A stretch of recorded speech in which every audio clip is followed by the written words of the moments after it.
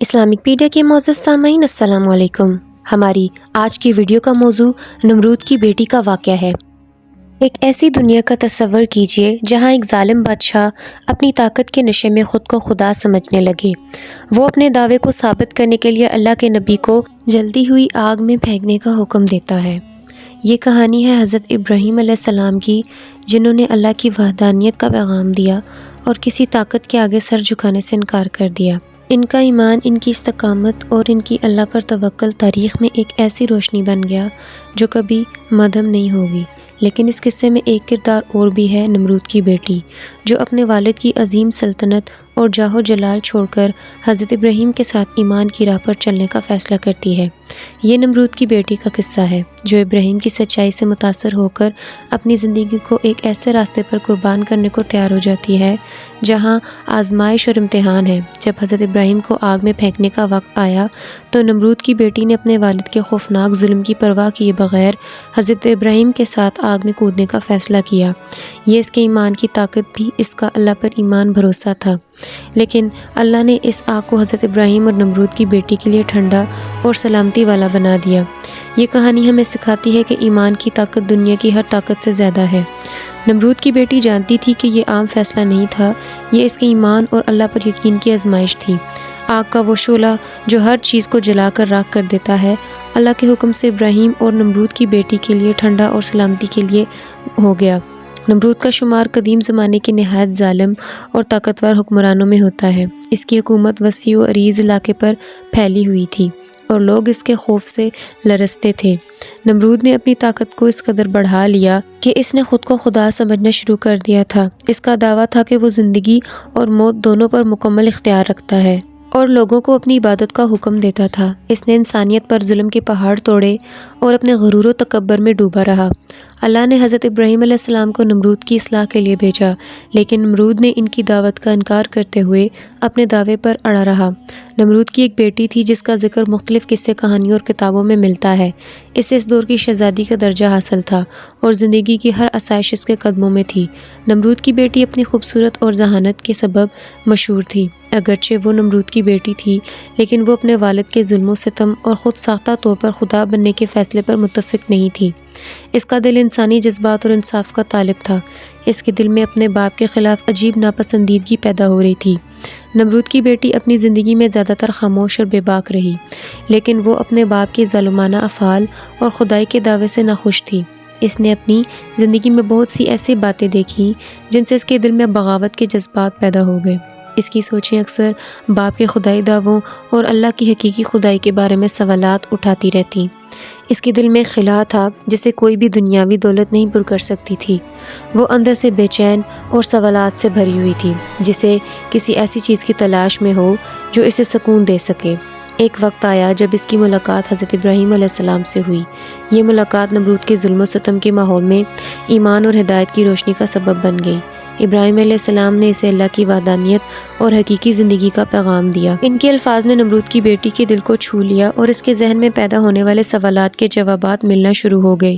یہ ملاقات اس کے دل میں اللہ کے ایمان کی پہلی کرن ثابت ہوئی اور اس کے دل میں سکون اور اطمینان کے احساسات پیدا ہونے لگے۔ ابراہیم علیہ السلام کے پیغام نے نمرود کی بیٹی کے دل میں اللہ پر ایمان کی شمع روشن کر دی۔ اس نے اپنے والد کے خلاف جا کر اللہ کی وحدانیت کو قبول کر لیا اور ایمان کی راہ اپنانے کا فیصلہ کیا۔ لیکن یہ فیصلہ آسان نہ تھا۔ اس کے لیے اپنے والد جیسے ظالم حکمران کا سامنا کرنا اور اپنے ایمان پر ثابت قدم رہنا ایک مشکل امر تھا۔ اس کے فیصلے کے بعد اس دل میں خوف اور جذبہ اظہار کی کیفیت بھری رہی، مگر وہ اپنی راہ پر ثابت قدم رہی۔ نمرود کی بیٹی نے اپنی تمام تر آسائشوں اور شہزادی کے مرتبے کو چھوڑ کر اللہ کی رضا اور حق کی راہ پر چلنے کا فیصلہ کر لیا۔ اس نے یہ جانتے ہوئے کہ اس کے اس فیصلے کا نتیجہ کیا ہو سکتا ہے، اللہ کی وحدانیت پر اپنے ایمان کو مضبوطی سے تھامے رکھا۔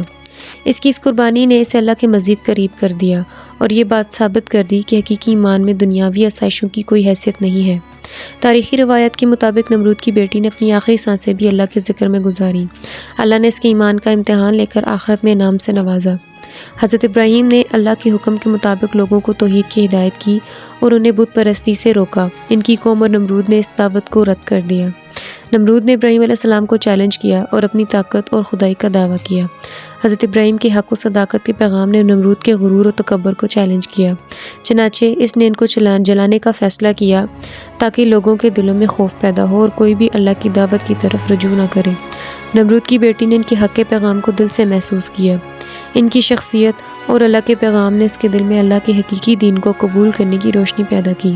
نمرود نے ایک عظیم الشان آگ کا انتظام کیا جو اتنی بڑی تھی کہ اس کے شعلے آسمان تک بلند ہو رہے تھے۔ اس آگ کے چاروں طرف لوگ جمع تھے تاکہ حضرت ابراہیم کو عبرت کا نشان بنایا جا سکے۔ ابراہیم کو منجلیق سے باندھ کر آگ میں پھینکنے کی تیاری کی گئی تاکہ ان کا جسم جل کر راکھ ہو سکے۔ جب نمرود کی بیٹی نے دیکھا کہ اس کے والد حضرت ابراہیم علیہ السلام کو بے پناہ ظلم کا نشانہ بنا رہے ہیں تو اس کے دل میں اللہ کے ایمان کی طاقت ابھر کر سامنے آئی۔ اس نے محسوس کیا کہ یہ اس کا امتحان ہے۔ اس نے اپنے باپ کی مخالفت اور اللہ پر بھروسہ کرنے کا فیصلہ کیا۔ وہ اپنے والد کی ہر سزا کے لیے تیار تھی لیکن ابراہیم علیہ السلام کا ساتھ چھوڑنے کے لیے تیار نہیں تھی، اس لیے اس نے ابراہیم علیہ السلام کے ساتھ آگ میں جانے کا فیصلہ کیا۔ وہ جانتی تھی کہ اس کا یہ فیصلہ اس کے لیے خطرناک ہو سکتا ہے لیکن اللہ کی محبت ایمان نے اس کے خوف کو ختم کر دیا۔ روایات کے مطابق اس نے آگ میں چھلانگ لگا دی اور ابراہیم علیہ السلام کے ساتھ اللہ پر ایمان کے جذبے کے تحت آگ میں داخل ہو گئی۔ اللہ نے اپنے نبی کے لیے آگ کو ٹھنڈا بنا دیا اور ان دونوں پر آگ کے شعلے اثر انداز نہ ہو سکے اور وہ دونوں محفوظ رہے۔ یہ واقعہ نمرود اور اس کے پیروکاروں کے لیے ایک معجزہ اور خدا کی قدرت کا نشان تھا۔ نمرود کی بیٹی کے لیے یہ واقعہ ایمان کی عظمت اور قربانی کی لازوال مثال بن گیا اور اس نے اپنے ایمان کو سچ ثابت کر دیا۔ جس وقت انہیں آگ کے سپرد کیا جا رہا تھا اس وقت بارش برسانے والا فرشتہ سخت اضطراب اور پریشانی کے عالم میں کہہ رہا تھا کہ مجھے حکم ملے گا کہ میں موسلا دھار بارش برساؤں، لیکن اللہ کا حکم اس کی سوچ سے بھی زیادہ برق رفتار تھا۔ اللہ نے خود ہی آگ کو حکم فرما دیا۔ ان نازک لمحات میں جبرائیل علیہ السلام ان کے ساتھ تھے اور آپ علیہ السلام کی جبیں اطہر سے پسینہ پوچھ رہے تھے۔ اس پسینے کے علاوہ کوئی اور تکلیف آپ کو نہیں پہنچی۔